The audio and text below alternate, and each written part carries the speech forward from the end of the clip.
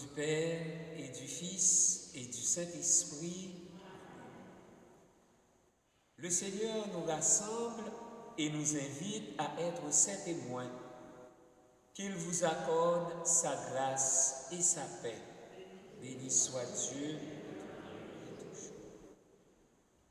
En accomplissant le rite pénitentiel de la messe d'aujourd'hui, réalisons à quel point nous devrions être heureuses de croire en un Dieu qui nous offre continuellement son pardon. Seigneur Jésus, toi qui nous as appelés à marcher à ta suite, prends pitié de nous. Prends pitié de nous. Ô Christ, toi qui nous demandes de témoigner ton amour, prends pitié de nous.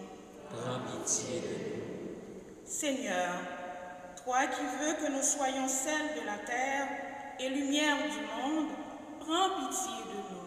Prends pitié de nous. Que Dieu Tout-Puissant nous manifeste sa miséricorde, qu'il nous pardonne nos fautes, nous garde auprès de lui et nous guide vers la vie éternelle.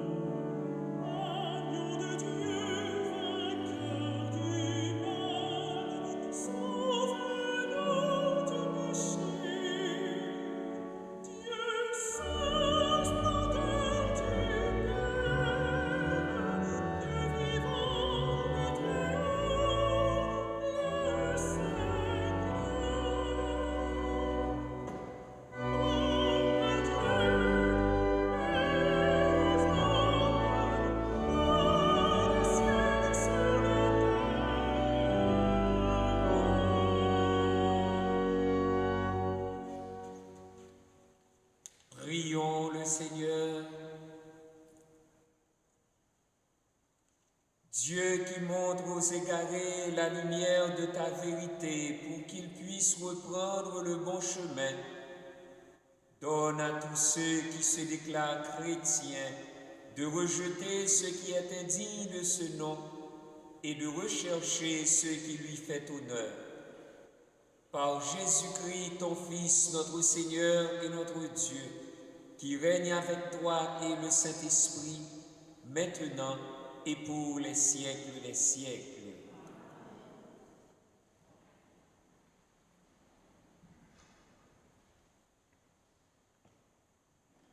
Lecture du livre du prophète Amos. En ces jours-là, Amazias, prêtre de Béthel, dit au prophète Amos: Toi le voyant, va-t'en d'ici, fuis au pays de Juda. C'est là-bas que tu pourras gagner ta vie en faisant ton métier de prophète. Mais ici, à Béthel, arrête de prophétiser, car c'est un sanctuaire royal, un temple du royaume. Amos répondit à Amazias: Je n'étais pas prophète ni fils de prophète. J'étais bouvier et je soignais les sycomores. Mais le Seigneur m'a saisi quand j'étais derrière le troupeau. Et c'est lui qui m'a dit, « Va, tu seras prophète pour mon peuple d'Israël. » Parole du Seigneur.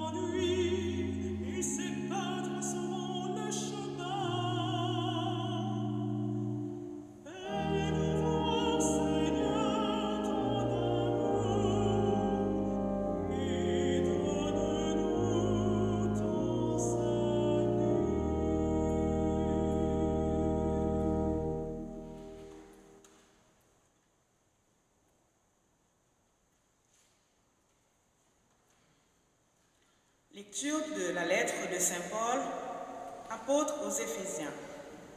Frères, béni soit Dieu le Père de notre Seigneur Jésus-Christ. Il nous a bénis et comblés des bénédictions de l'Esprit, au ciel, dans le Christ. Il nous a choisis dans le Christ avant la fondation du monde pour que nous soyons saints, immaculés devant lui dans l'amour.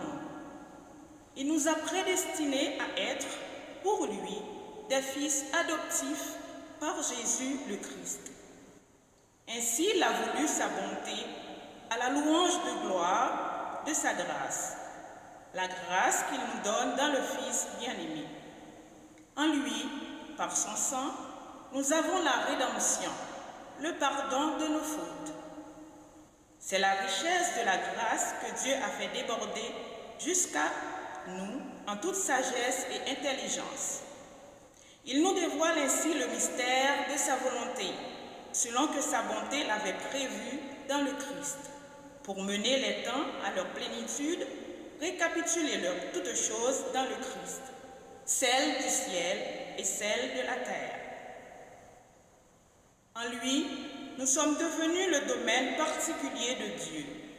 Nous y avons été prédestinés selon le projet de celui qui réalise tout ce qu'il a décidé. Il a voulu que nous vivions à la louange de sa gloire. Nous qui avons d'avance espéré dans le Christ. En lui, vous aussi, après avoir écouté la parole de vérité, l'évangile de votre salut, et après y avoir cru, vous avez reçu la marque de l'Esprit Saint. Et l'Esprit promis par Dieu est une première avance sur notre héritage, en vue de la rédemption que nous obtiendrons à la louange de sa gloire. Parole du Seigneur.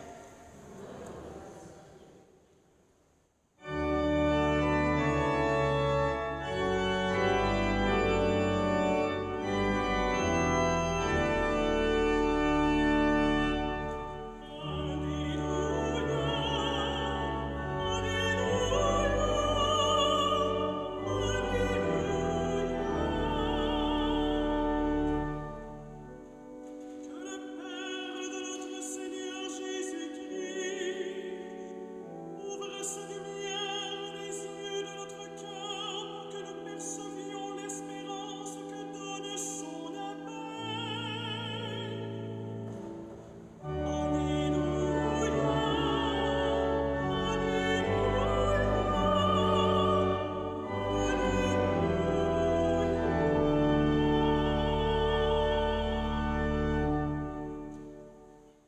Le Seigneur soit avec vous.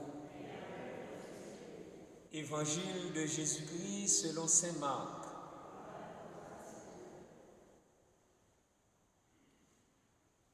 En ce temps-là, Jésus appela les 12.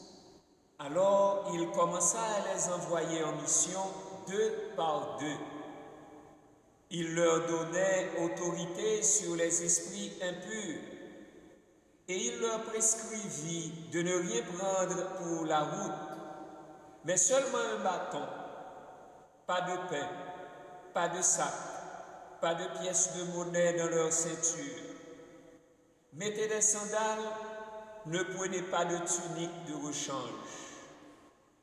Il leur disait encore: quand vous avez trouvé l'hospitalité dans une maison, restez-y jusqu'à votre départ.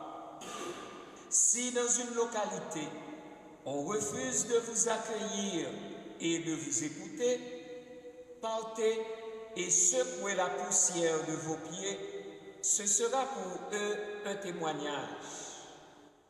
Ils partirent et proclamèrent qu'il fallait se convertir. Ils expulsaient beaucoup de démons, faisaient des onctions d'huile à de nombreux malades et les guérissaient.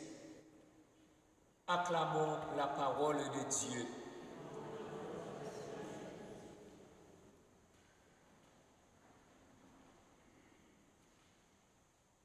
Après l'échec et le rejet à Nazareth, l'évangéliste Marc nous présente Jésus qui envoie les 12 en mission. C'était à un moment où se consommait la rupture ouverte entre Jésus et les autorités officielles. Pharisiens et Hérodiens venaient, à la suite des controverses, de tenir conseil sur les moyens de faire périr Jésus. Devant ce refus des chefs de son peuple, Jésus mettait en place les fondations du nouveau peuple de Dieu, symbolisé par le nombre même de 12, évocateur de la totalité des tribus d'Israël. Certes, Jésus a choisi librement ses hommes dans un double but. D'abord pour être avec lui, ensuite pour les envoyer en mission. Avant tout, l'évangéliste Marc souligne l'initiative de Jésus d'appeler les 12 auprès de lui. Alors il commença à les envoyer en mission 2 par 2. En Saint Luc chapitre 10, verset 1er, nous retrouvons cette même donnée 2 par 2 pour la mission. Cela répond à une préoccupation juridique de l'époque, car selon Deutéronome chapitre 19, verset 15, pour être légalement crédible, un témoignage devait être porté au moins par 2 personnes. Comme il s'agit du royaume de Dieu, une telle mission ne saurait être une œuvre individuelle ou privée, mais toujours une affaire d'équipe, une action communautaire avec l'assurance ferme que Jésus est avec eux. Ainsi donc, dans l'Église, nous devons toujours travailler ensemble à bâtir la communauté, à faire équipe, au moins à être 2.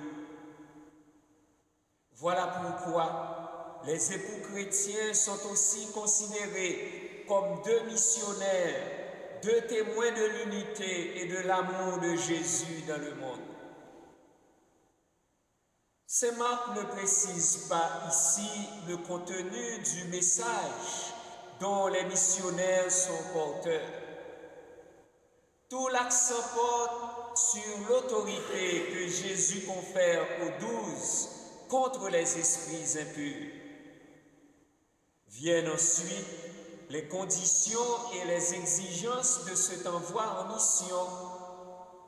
On dirait des consignes précises.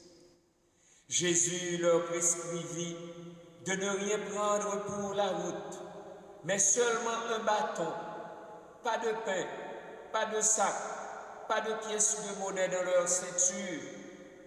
Mettez des sandales, ne prenez pas de tunique de rechange. Ces détails ne sont pas à prendre au pied de la lettre, mais à comprendre que Jésus nous invite à une attitude fondamentale de détachement, de pauvreté, condition première d'une vraie liberté. Car il est urgent d'annoncer le règne de Dieu.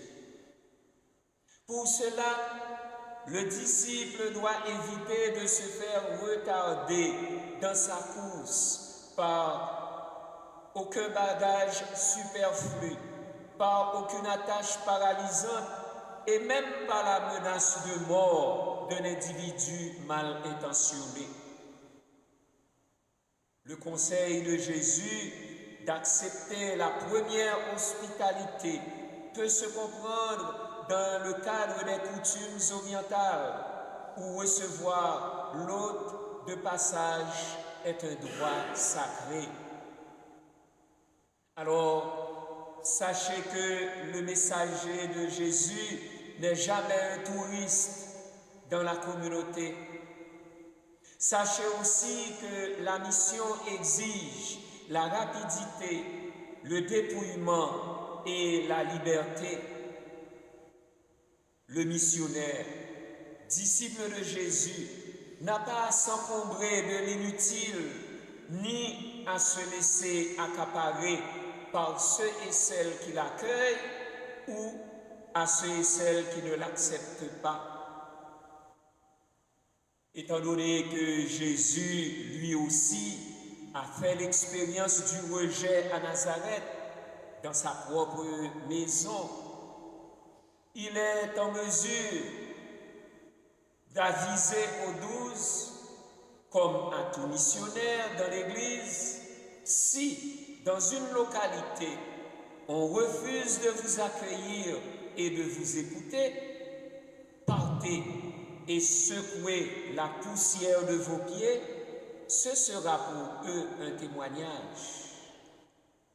Par là, on constate une place importante est faite au refus des envoyés et de leur message. Le geste de secouer la poussière qui colle aux pieds est bien connu au monde antique.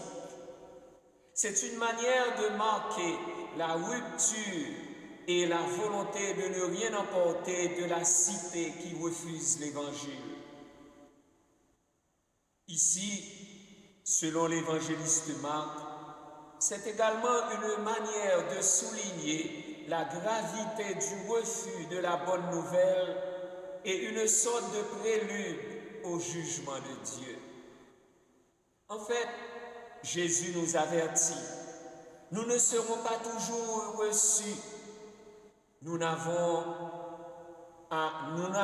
ni à imposer l'unité, ni à accepter le désordre établi. Ainsi, comme Jésus, les 12 partirent et proclamèrent qu'il fallait se convertir.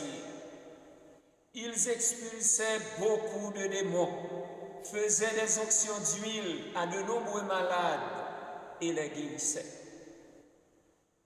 Se convertir signifie se tourner vers Dieu. C'est faire un choix, c'est croire en Dieu et attendre de lui seul le salut. Comme le prophète Amos, conducteur de troupeaux, nous sommes invités à rester fidèles à l'appel de Dieu et surtout à être des serviteurs de sa parole. En prêchant la conversion des cœurs et des structures, l'Église accomplit sa mission prophétique et travaille déjà à la véritable unité du genre humain et de la famille humaine dans le seul but, récapituler toutes choses dans le Christ, celle du ciel et celle de la terre, c'est-à-dire tout réunir sous un seul chef, le Christ.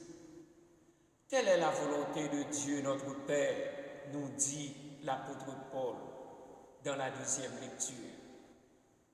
Définitivement, qu'on vous accueille ou qu'on vous rejette, la mission de l'Église doit se poursuivre. Elle doit continuer à proclamer librement le message de Jésus et à poser des gestes sacramentels de délivrance. Enfin, avec l'apôtre Paul, en tant qu'enfant choisi, appelé par Dieu, dès avant la fondation du monde, adhérons au plan du salut en bénissant Dieu, le Père de notre Seigneur Jésus-Christ. Frères et sœurs, soyons donc saints et immaculés dans l'amour, et qu'enfin, nous soyons éternellement bénis et comblés des bénédictions de l'Esprit au ciel, dans le Christ, au nom du Père et du Fils et du Saint-Esprit. Amen.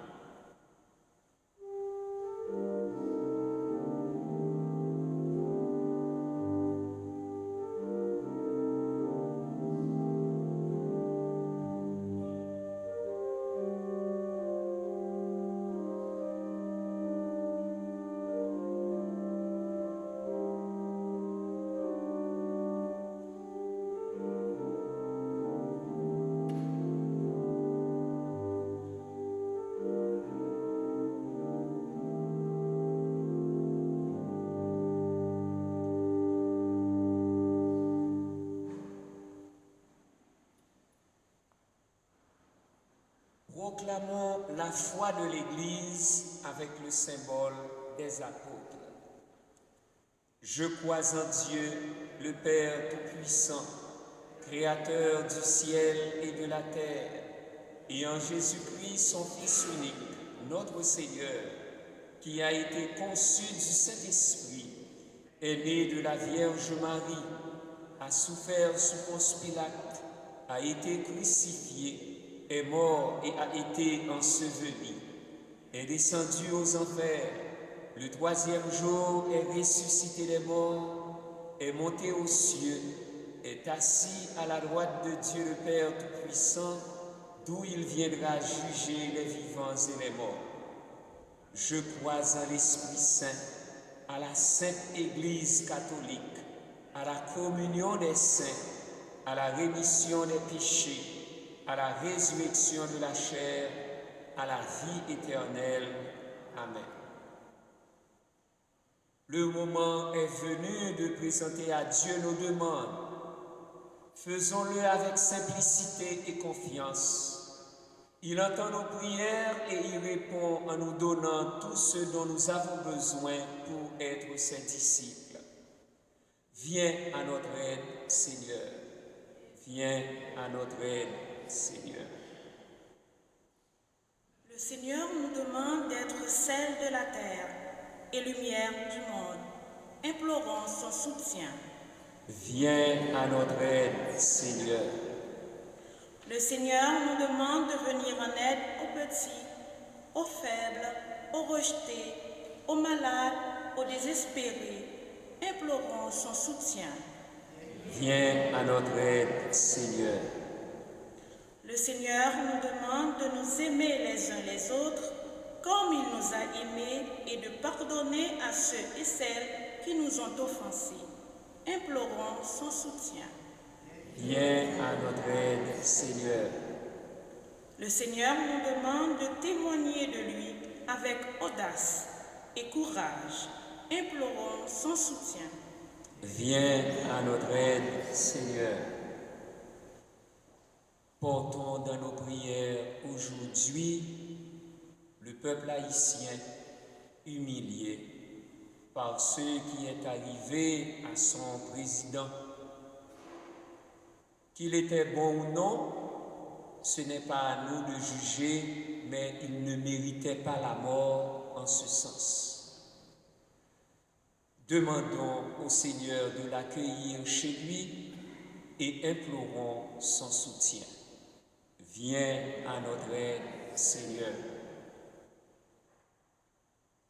En te priant spécialement pour nous aujourd'hui, Seigneur, nous le faisons aussi pour les membres de l'Église entière, pour le peuple haïtien et pour toutes les nations, pour les chefs d'État à qui est confiée la tâche de voir à ce que le règne de justice, le règne de la paix et de la liberté s'établissent dans le monde. Viens à notre aide, Seigneur, et nous te le demandons par Jésus, le Christ, notre Seigneur.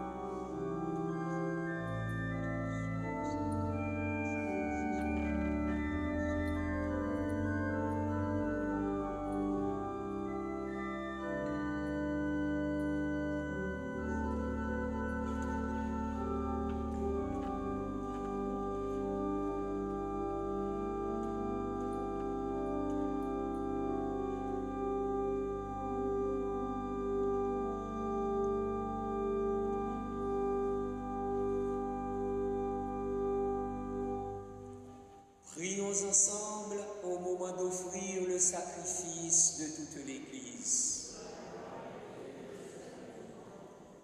Regarde, Seigneur, les dons de ton Église en prière. Accorde à tes fidèles qui vont les recevoir la grâce d'une sainteté plus grande par Jésus le Christ, notre Seigneur. Le Seigneur soit avec vous. Élevons notre cœur. Rendons grâce au Seigneur notre Dieu. Vraiment, il est juste et bon de te rendre gloire, de t'offrir notre action de grâce toujours et en tout lieu. À toi, Père et très saint, Dieu éternel et tout-puissant, par le Christ notre Seigneur. En naissant parmi les hommes, il les appelle à renaître. En souffrant sa passion, il a supprimé nos fautes. Par sa résurrection d'entre les morts, il donne accès à la vie éternelle. Et par son ascension auprès de toi, notre Père, il nous ouvre le ciel. C'est pourquoi, avec tous les anges et tous les saints, nous chantons l'hymne de ta gloire et sans fin nous proclamons.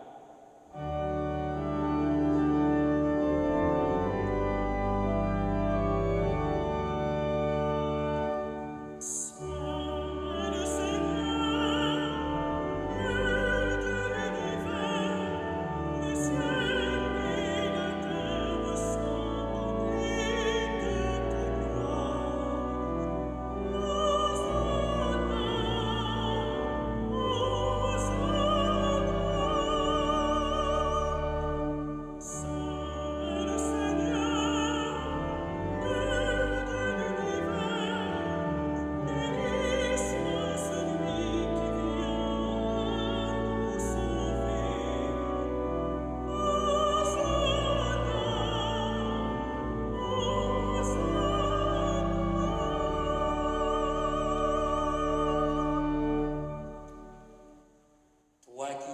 infiniment saint, toi qui es la source de toute sainteté, nous voici rassemblés devant toi et dans la communion de toute l'Église, en ce premier jour de la semaine.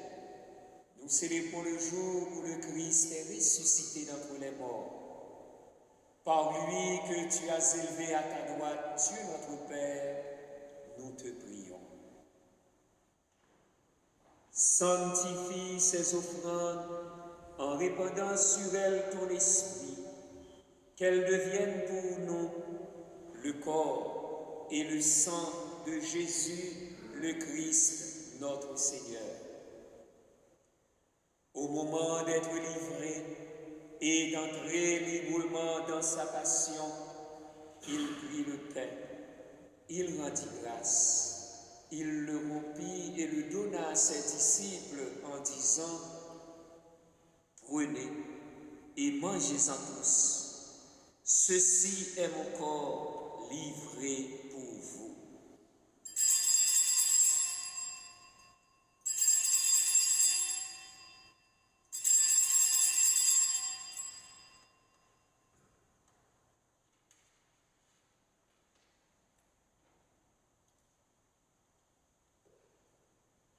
De même, à la fin du repas, il prit la coupe. De nouveau, il rendit grâce et la donna à ses disciples en disant: prenez et buvez-en tous, car ceci est la coupe de mon sang, le sang de l'alliance nouvelle et éternelle, qui sera versé pour vous et pour la multitude en rémission des péchés. Vous ferez cela en mémoire de moi.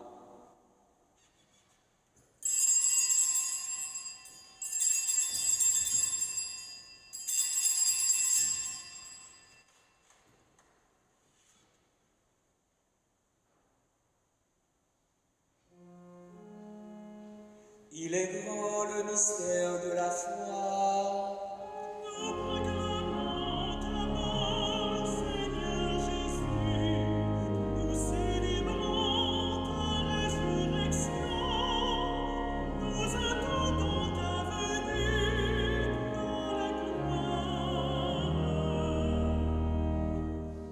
Faisant ici mémoire de la mort et de la résurrection de ton Fils, nous t'offrons, Seigneur, le pain de la vie et la coupe du salut.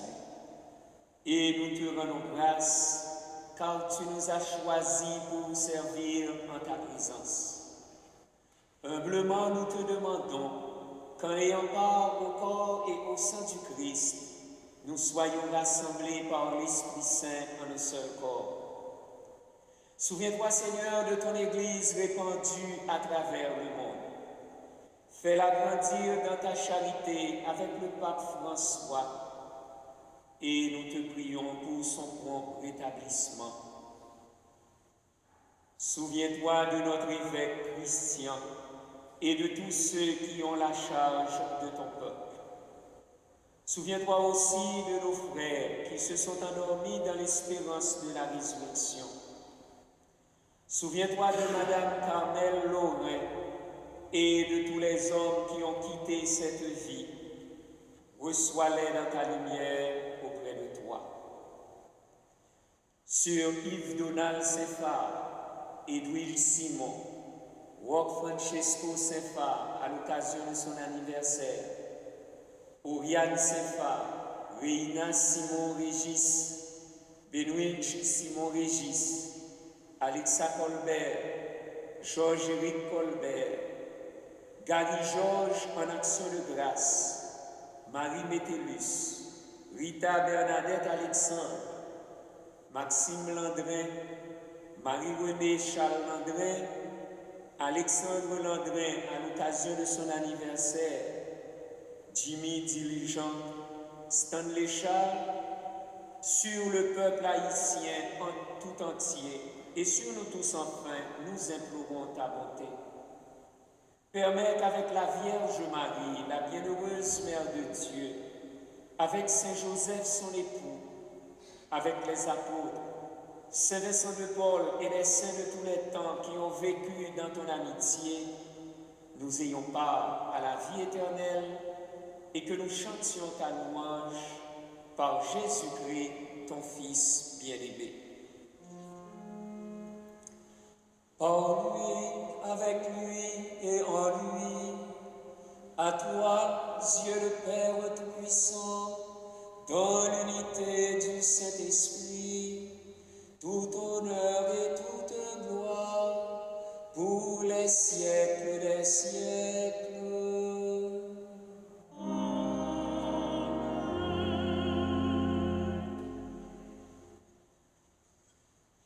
Comme nous l'avons appris du Sauveur, et selon son commandement, nous osons dire: Notre Père qui es aux cieux, que ton nom soit sanctifié, que ton règne vienne, que ta volonté soit faite sur la terre comme au ciel. Donne-nous aujourd'hui notre pain de ce jour. Pardonne-nous nos offenses, comme nous pardonnons aussi à ceux qui nous ont offensés, et ne nous laisse pas entrer en tentation, mais délivre-nous du mal.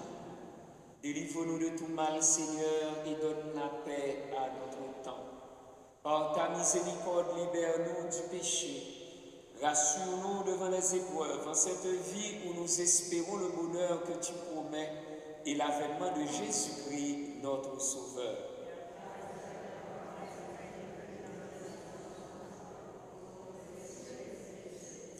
Seigneur Jésus-Christ, tu as dit à tes apôtres: je vous laisse la paix, je vous donne ma paix. Ne regarde pas nos péchés, mais la foi de ton Église. Pour que ta volonté s'accomplisse, donne-lui toujours cette paix et conduis-la vers l'unité parfaite, toi qui règnes pour les siècles des siècles. Que la paix du Seigneur soit toujours avec vous.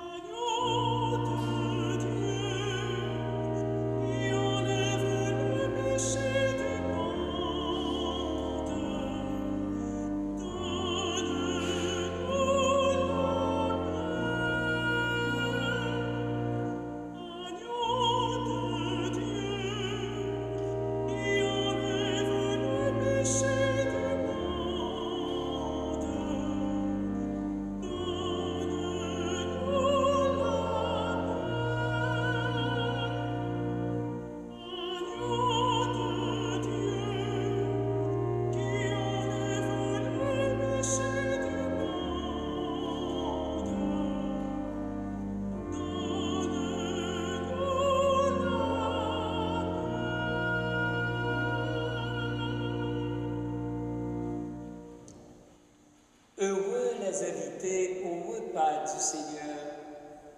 Voici l'agneau de Dieu qui enlève le péché du monde.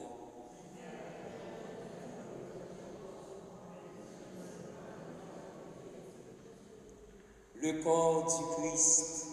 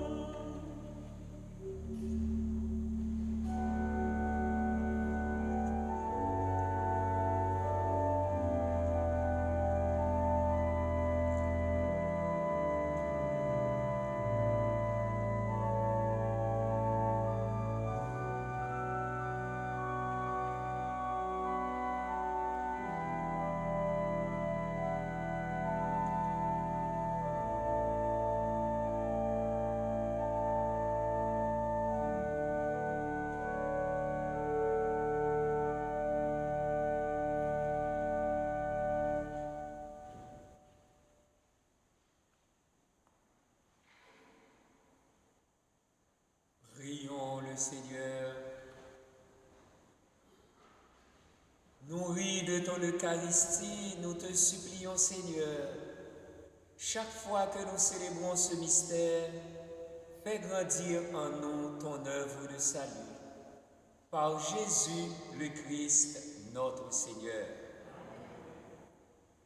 La quête de la semaine dernière a rapporté $1028. Un grand merci à tous. Le 26 juillet, lundi 26 juillet, c'est la fête de Sainte-Anne. Donc nous célébrerons ici la fête de Sainte-Anne ce lundi à 18h30. Un merci à Sandra Simard, notre chante. Un merci à Gina, à Denis, à Lynn, à Robert et Jean, à notre sacristain Calarex et à notre concierge Alexandre. Un grand merci à chacun et à chacune de vous.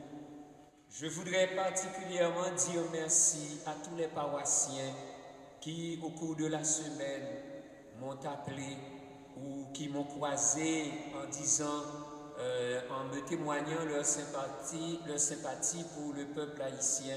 Je vous remercie et gardez encore ce peuple dans vos prières car nous avons vraiment besoin.